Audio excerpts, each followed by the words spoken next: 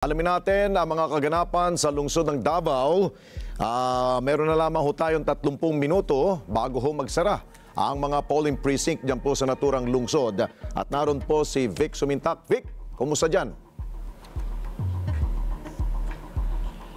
Alex, nandito na kami mismo sa City Hall ng Davao dahil inaantabayan na namin dito yung official transmittal na ng mga resulta mula sa iba't ibang mga presinto dito sa buong Davao.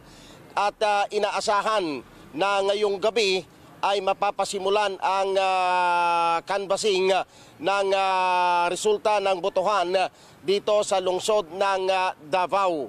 At kanina sa pakikipagpanayam din kay Vice President Sara Duterte ay inilatag niya yung plano ng kanilang pamilya dahil si dating Pangulong Rodrigo Duterte ay tumakbong mayor dito sa lungsod.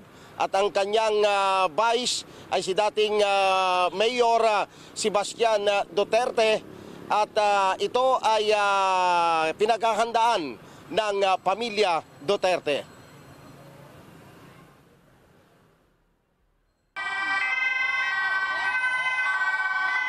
Pinag-uusapan na ng pamilya Duterte kasama ang kanilang ICC lawyers kung papaano makakapanumpa si dating Pangulong Rodrigo Duterte bilang mayor ng Davao City. Itong inihayag ni Vice President Sara Duterte sa isang ambush interview matapos bumoto sa Daniel Aguinaldo National High School sa Davao City. Ayon kay VP Sara, bagamat hindi personal na nakaboto si PRRD ngayong midterm elections dahil sa kasalukuyan itong nakakulong sa International Criminal Court o ICC Detention Facility sa The Hague, Netherlands, tiyak naman itong mananalo bilang mayor ng Davao. Inihayag ni VP Sara na hinihintay nila ang proclamation sa kapag-iisipan kung papaano makakapanumpa si PRRD bilang alkalde ng lungsod ng Davao. So pinag-uusapan namin yun actually nung isang araw. Merong 3 options. Paano siya maka-oath para siya Sara, I love you!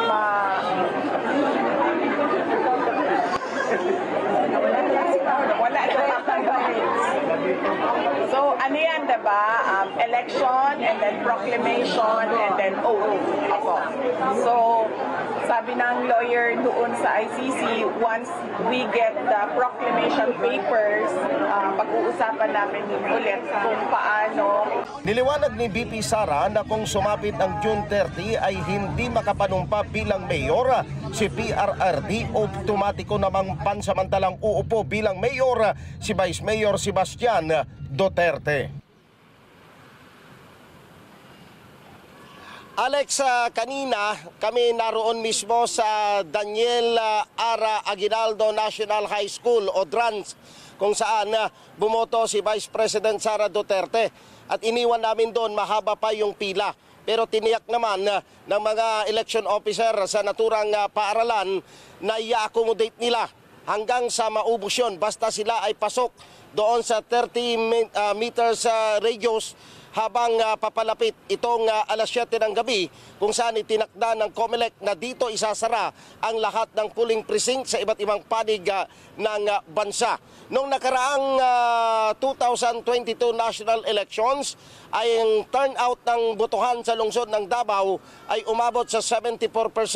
Sa ngayon nadagdagan ang kabuuang bilang ng botante sa lungsod ng Davao ngayon ay umabot na sa mahigit 1 milyon at inaasahan na tataas pa ang turnouts nitong botohan hanggang sa matapos o magsara ng tuluyan ang mga presinto o polling precinct dito sa lungsod ng Davao. Balik sa inyo, Alex. Okay, Vic, just to be fair sa mga tumatakbo dyan sa lungsod ng Davao, no? Ano ang balita sa mga katunggali ng mga Duterte dyan?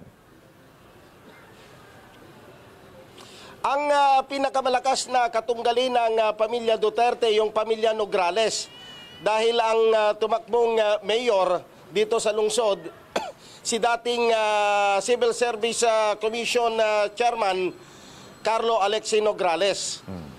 At yung kanyang kapatid na si Congresswoman Mig Nograles na tumakbo bilang kongresista, kalaban niya mismo si Congressman Pulong.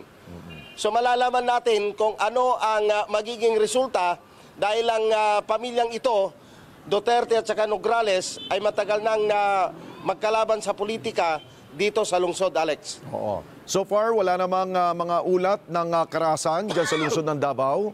Vic? So far, peaceful ang naging tinakbo ng halalan simula nang magbukas ito kaninang alas 5 ng umaga para doon sa mga PWDs at mga senior. Hanggang ngayon, matapos ay mapayapa naman ang mga presinto. Dahil ang sabi nga, dito sa lungsod ng Davao ay hindi ganon katindi o kainit yung kaguluhan pagka mayroong eleksyon na ginaganap dito, Alex. Okay. Sige, babalikan ka namin dyan at sakaling meron pa mga panibagong ulat ukol dyan sa counting na, no? Bilangan na mga boto, tatawagin ka namin ulit, Vic, mula dyan sa Davao City. Maraming salamat sa iyo, Vic. Mata natin dyan sa Davao City.